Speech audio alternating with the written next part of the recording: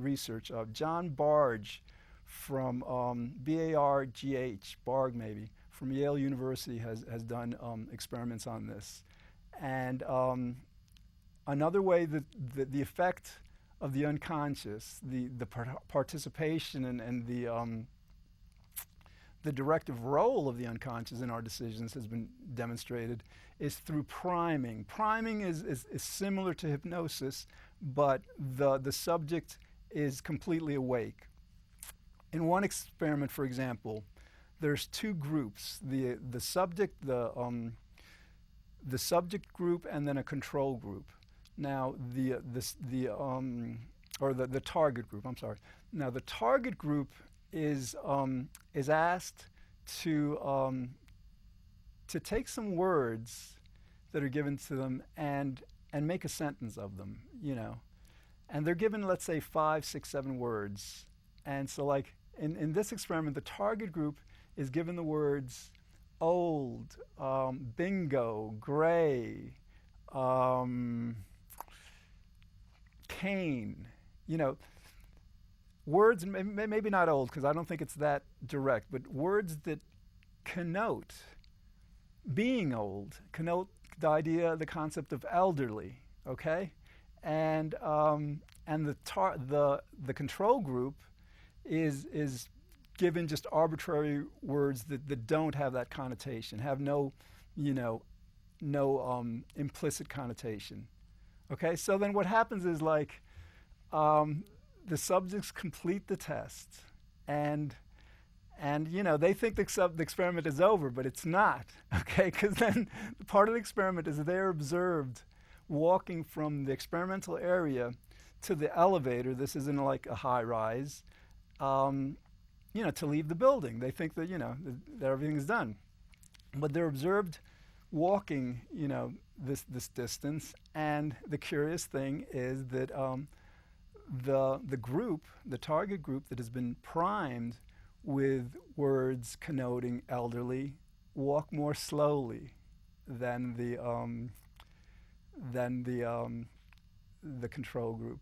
Okay, so now naturally what that tells you is, like, you have the group, the target group, walking. They're consciously, making their decision to walk to the elevator, but their unconscious mind is participating in that decision and how they do it. It's just a perfect example of the collaboration that will take place between the unconscious mind and the conscious mind, completely unbeknownst to the subject. Okay, the subjects aren't aware at all that's why they're walking more slowly. And again, as with the first experiment is with the rug, there's another experiment that demonstrates this quite interestingly.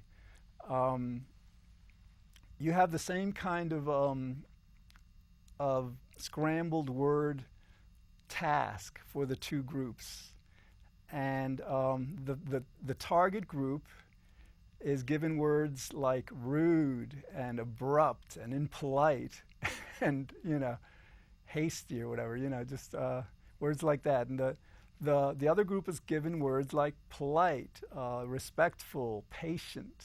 Okay, and so again, as with the other experiment, the subjects in both groups think that the experiment, they're told actually, or when you're done with the task, go to my colleague and hand them your paper. Okay, so they do that. Okay, but the colleague is a part, as a cohort in this experiment, and he's been instructed to be in dialogue with another person for 10 minutes. So that what happens is the subjects in the experiment have to wait, to be able to, like, give them the paper. And, naturally they want to wait until the conversation's over so as to not interrupt. Now, what they find is that the group, the individuals in the group that have been primed with words like rude and abrupt, will interrupt the cohort's conversation much sooner than the people who've been primed with words like polite and patient. And again, this second part demonstrates that, these kinds of like decisions that we attribute to our free will, that we think we're making completely on our own. They're our decisions, and they're not, being made by anything else. This explains how that, it's an illusion. The subjects are asked, well, why did you wait, or why did you interrupt when you did? And again, very very curiously, the subjects will invent reasons.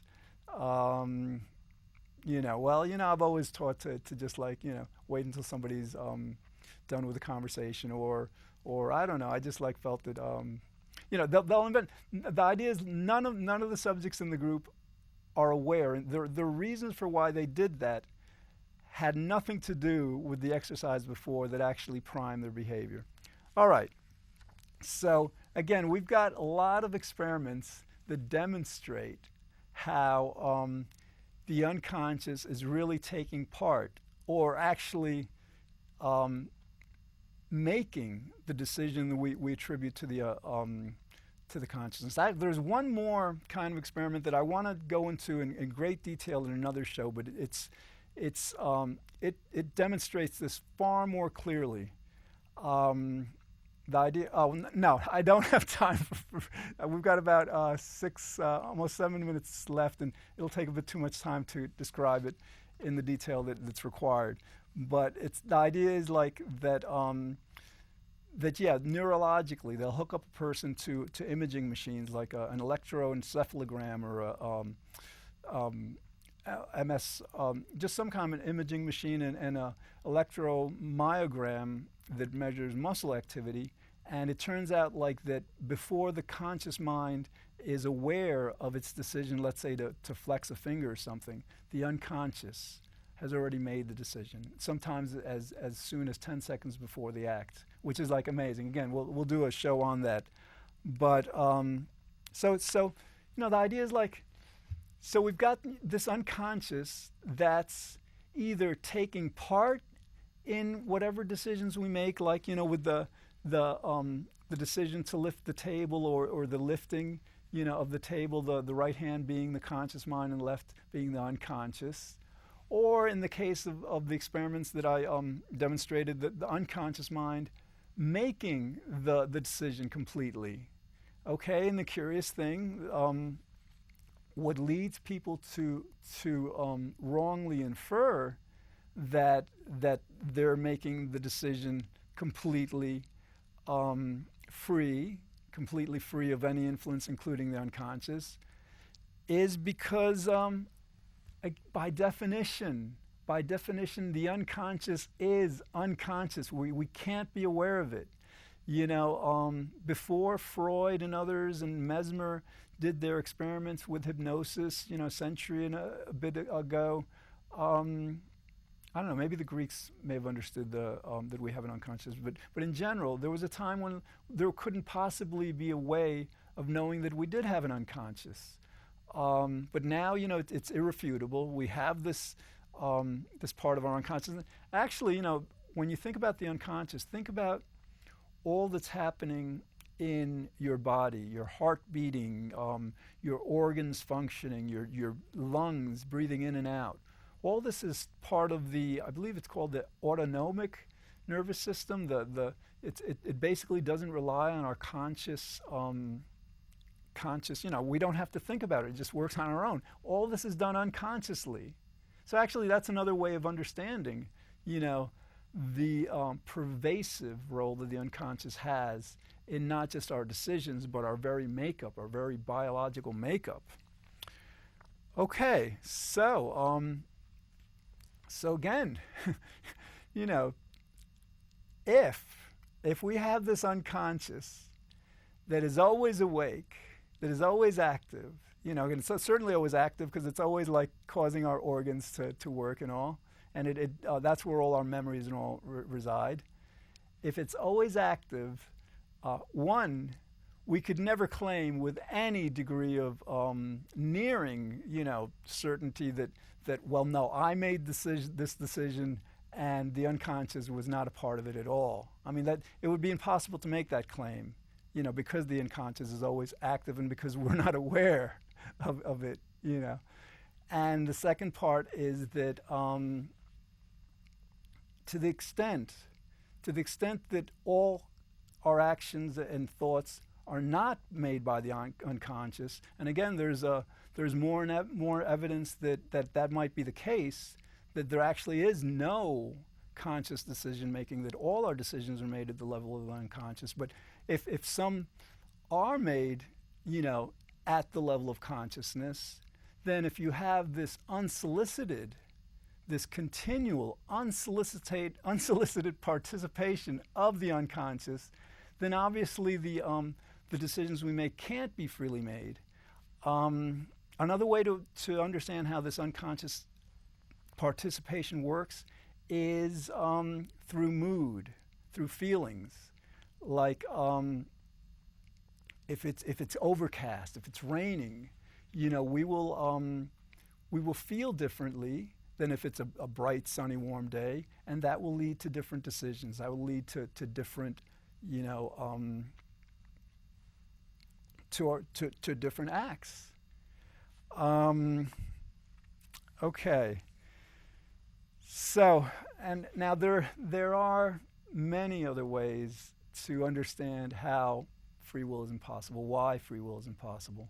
But the idea behind this show is like, not even considering causality, cause and effect, which is like the fundamental process in the entire universe that nothing escapes.